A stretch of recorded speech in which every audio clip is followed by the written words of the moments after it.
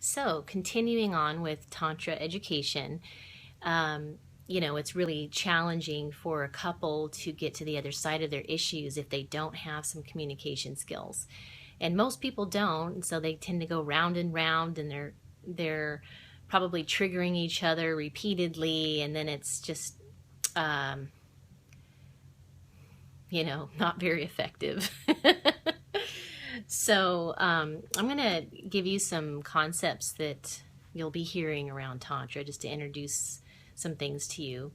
One is that there's a healing modality that is taught, and some call it prostate massage, some call it G-spot massage or sacred spot massage, and that's where the prostate and or G-spot gets massaged.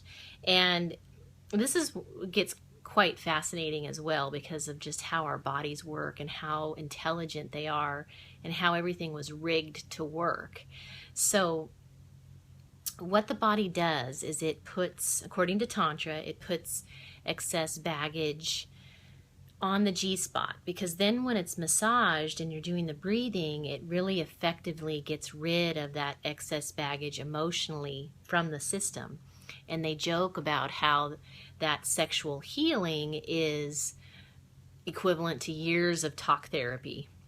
So it's not just something you're talking about, your whole body is going through a healing process. And we tend to hold trauma in the body, and memories and tension. And it's very effective to go in and doing this kind of massage and releasing that tension inside the uterus, near the prostate of, we both, male and female, have a prostate and a G-spot. And so massaging those areas and feeling where the tension is and releasing it and breathing through it is very effective in a lot of ways. There's a spaciousness that comes over you when you've had this experience where it just feels so much more spacious in that area of your body, like everything's been released and you're not holding all that tension or trauma or whatever you want to call it in the cells anymore.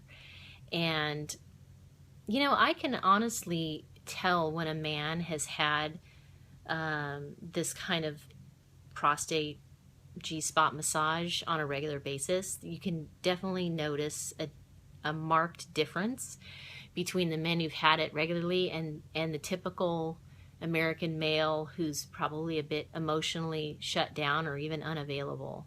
So I've just noticed that those who get it and have been doing it for a while, and it's something they do with their partner regularly, or even, gay couples for that matter, there's a certain openness and balance and healthiness about them. Like you can tell they've released a lot of baggage. And, another big concept around Tantra is the inner integration between the inner masculine and the inner feminine. And just FYI, wherever your Mars is in your astrology chart, like my Mars is in Aries, so that represents my inner masculine and the kind of essence my personal inner masculine has. Then your Venus, and the sign that's in the planet Venus in your astrology, represents your inner feminine, and mine happens to be Pisces.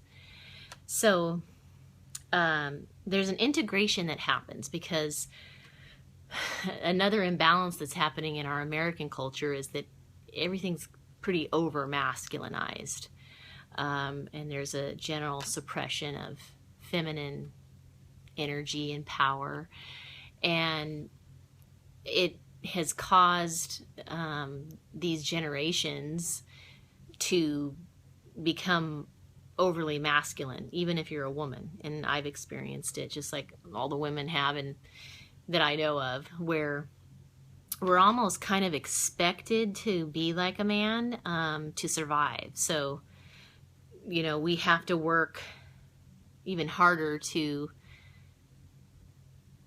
get the credit that men often do for the same work. In order to compete with men, we're having to really drive ourselves, and we don't have the testosterone that men have. So that can be really draining for a woman. It can be exhausting, and that's why adrenal fatigue is so common in women. Because we've, like, use myself as an example. I've had to be self-sufficient. I've had to be a self-made woman. I've had to figure everything out in life on my own, pretty much.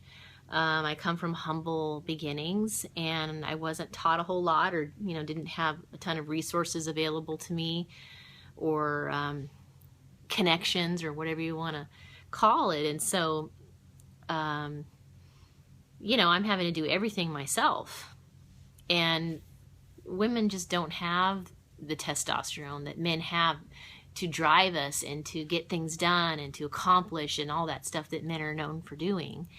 We have, I've noticed there's been different studies and different opinions on this, but I've heard anywhere from men have 3 times as much testosterone as we do to 30 times as much testosterone. So you can imagine trying to compete in a man's world when you don't have all that testosterone to drive us.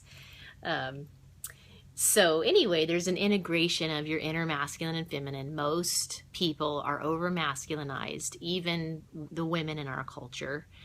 And it's a process of coming to honor the feminine aspects of oneself, like learning how to listen to your body, because our body will tell us a lot of things if we listen.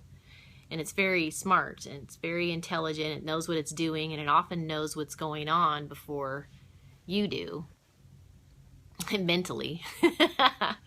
And so, it's funny. Spirituality, a lot of times, is the ability to really listen to the universe, listen to the messages that are being brought your way repeatedly, listening to your body, listening to your gut, listening to your intuition.